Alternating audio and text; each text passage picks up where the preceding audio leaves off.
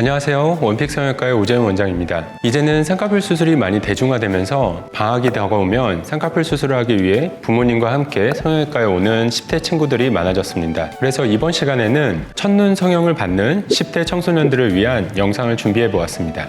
청소년 눈 수술에서 중요한 점은 무엇인지 함께 살펴보도록 하겠습니다.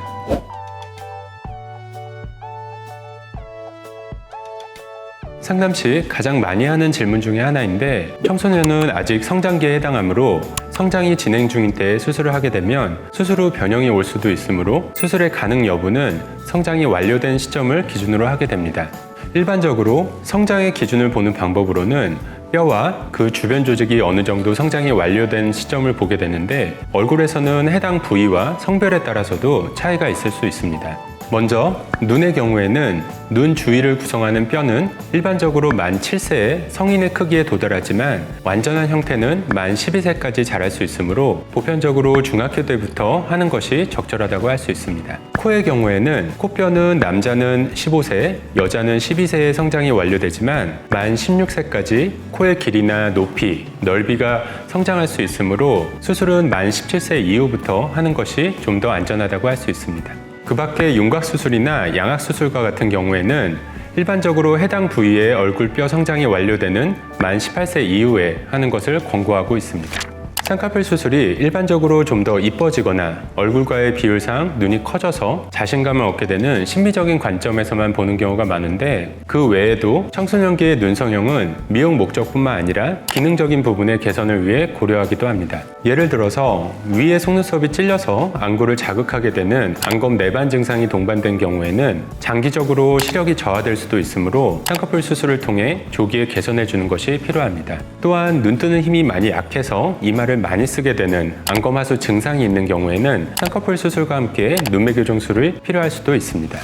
간혹 상담 시 수술 방법을 미리 정해서 오는 경우도 있는데, 아무래도 인터넷이나 주변인을 통해서 정보를 많이 접해서일 거라고 생각합니다. 하지만 적절한 수술 방법은 원하는 바와 개개인의 눈꺼풀 상태가 다르므로 성형외과 전문의와의 상담을 통해서 결정하는 것이 좀 더 바람직합니다. 예를 들어 처음부터 무조건 절개를 원하는 경우가 있는데, 눈꺼풀 피부가 두껍고 늘어져 있거나 지방이 많아서 눈두덩이가 볼록한 경우라면 절개법이 적절할 수도 있지만, 그렇지 않은 경우라면 흉터가 덜 남고 교정이 좀 더 용이한 비절개법이 좀 더 맞을 수도 있습니다. 만약 피부 처짐이 있다면 절개가 필요할 수도 있으나, 눈꺼풀 피부는 나이가 들에 따라 처질 수밖에 없고 한번 절개를 하게 되면 흉터가 크진 않지만 선상으로 남기 때문에 좀 더 신중할 필요가 있습니다. 또한 절개법이 비절개법보다 덜 풀리는 방법이긴 하나, 쌍꺼풀이 풀리는 건 단순히 수술법의 차이뿐만 아니라 눈 뜨는 힘이나 지방량, 피부 두께 등의 다양한 요인에 의해서 풀리게 됩니다. 따라서 첫 단추를 잘 끼우는 게 중요하듯이 첫 수술 또한 경험이 많은 성형외과 전문의와 충분한 상담을 통해 결정하시는 것이 중요합니다. 상담을 하다 보면 쌍꺼풀 수술을 결정하게 되는 가장 큰 계기 중 하나로 쌍꺼풀 액이나 쌍꺼풀 테이프를 반복적으로 쓰던 것을 그만두기 위해서 수술을 결정하는 경우가 많습니다. 눈꺼풀 피부는 우리 몸에서 가장 얇은 부위에 해당하는데, 쌍꺼풀 액이나 테이프로 반복적으로 피부를 자극할 경우에는 피부가 늘어나거나 두꺼워지고 심한 경우에는 피부 염증 반응을 보이기도 합니다.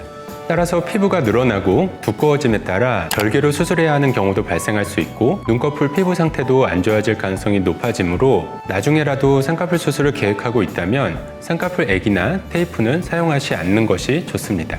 간혹 특정 연예인을 맹목적으로 따라하거나 단순히 친구 눈이 예뻐 보여서 따라하는 경우가 있는데, 그것보다는 본인 얼굴과 개성에 맞춰 수술을 진행하시는 것이 좋을 것 같습니다.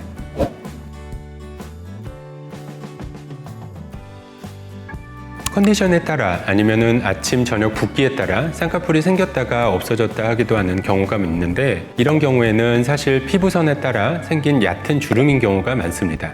따라서 쌍꺼풀이 계속 바뀔 가능성이 높고 나중에 여러 겹으로 지기도 하기 때문에 또렷하고 대칭적인 쌍꺼풀을 원하는 경우에는 대부분 수술이 필요한 경우가 많습니다. 이번 시간에는 짧게나마 청소년기의 쌍꺼풀 수술에 대해 알아보았는데요. 이보다 더 궁금하신 점이 있다면 언제든 아래 댓글이나 원픽 성형외과로 문의 주시기 바랍니다. 지금까지 원픽 성형외과의 오재훈 원장이었습니다. 감사합니다.